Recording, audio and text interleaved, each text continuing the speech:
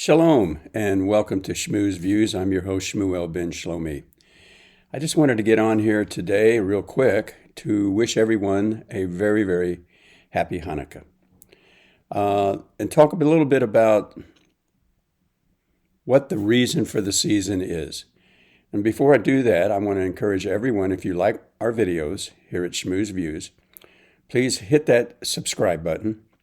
Hit the notification bell, the thumbs up button, and share this video with your family, friends, and across your social media platforms. Now, what is the reason for this season? Hanukkah, as many of you know, lasts for 8 days. During those 8-day periods, we light one candle of the Hanukkah menorah until all 8 are lit. And we give out gifts and have, special fun foods that we eat. But that really is not the reason we celebrate Hanukkah.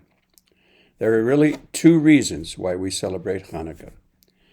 One is the lighting of the menorah, and 2 was what it took to get to that point. For those not familiar with the history of Hanukkah, around 2,200 years ago, the Jewish people were under the despotic rule of the Greco-Syrian Empire under a terrible, terrible Greek king called Antiochus Epiphanes. And he was horrendous. He just tortured our people, scattered our people throughout the land. Desecrated the temple. There's a tradition that he actually slew a pig on the altar, erected a statue of a foreign god right on the grounds of the holiest site in the world, the Temple Mount, and required people throughout the land in their various villages to put up small statues, pagan statues, and pay homage to them. Those that would not were put to death. One family, a family they're called the Maccabees, had it.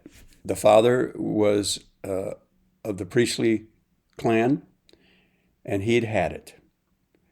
And so the story goes, when the Greco-Syrian soldiers came to erect this pagan statue in his village, he and his sons revolted, killed the soldiers, destroyed the statue, and thus the Maccabean revolt began.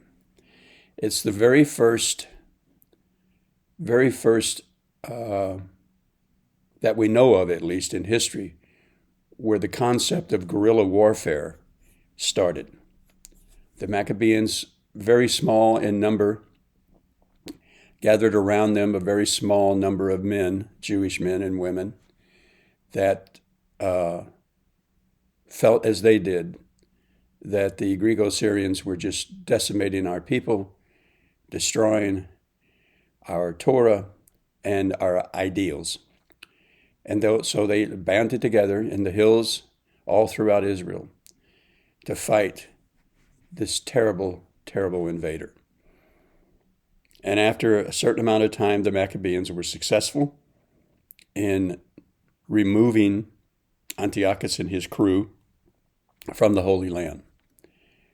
And when they went into the Temple Mount to purify it, to purify the altar, to purify the grounds itself, they went into the Kodesh, HaKodesh, the holy place, to light the menorah, and discovered they only had enough purified oil to last for 1 day.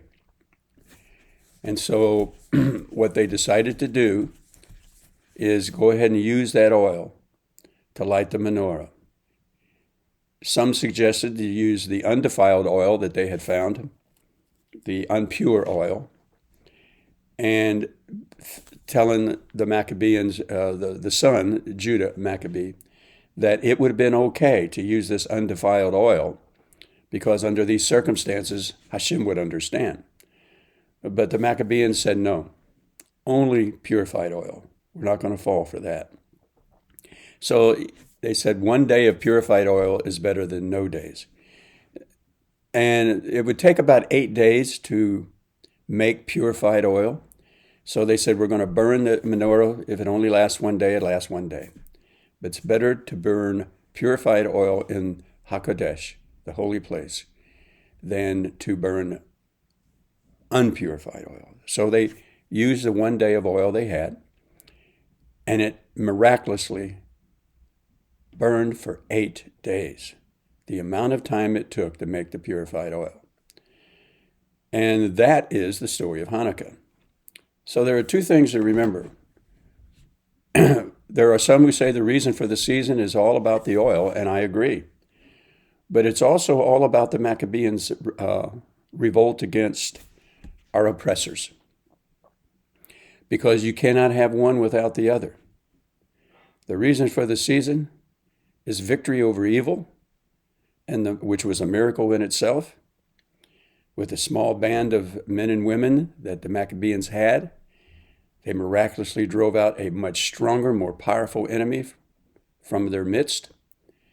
And the second miracle was the oil itself, lasting 8 full days until purified oil, more purified oil, could be created.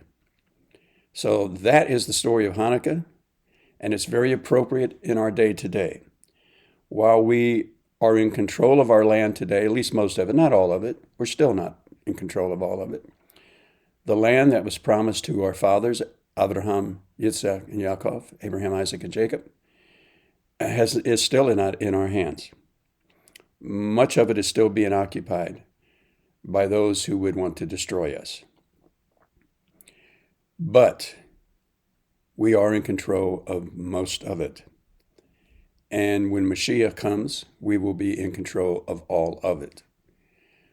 So the miracle of Hanukkah, when you're sitting around your tables, eating those delicious cookies we love to eat, and the delicious food we love to eat in Hanukkah, and the kids are getting their 8 days of presents, please don't get lost in what this celebration, the reason for this celebration, what it's all about. It is about the struggles that our people went through to be able to light that menorah, to purify the Temple Mount, and begin the process of serving Hashem in his holy place once again. So until next time, I want to wish you all Chag Sameach, and have a very, very wonderful Hanukkah as we continue lighting the menorah throughout the week. Baruch Hashem and Shalom.